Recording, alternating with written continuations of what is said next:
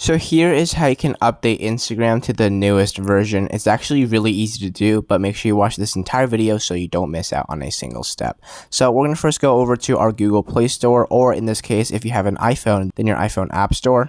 And then in the search bar, you want to type in Instagram, and then you're looking for a button that says update.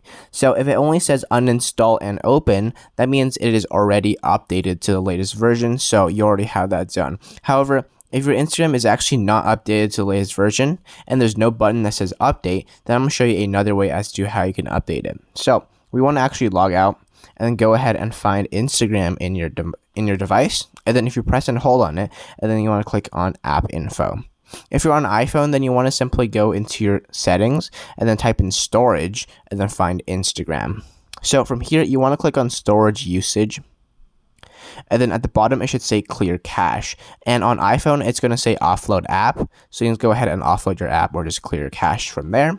Once you have done that, you want to go ahead and actually uninstall the Instagram app. And then once you've uninstalled it, just reinstall the app again. And then that will force Instagram to update it to the latest version. So once you have done all those steps, those are all the steps as to how you can update Instagram.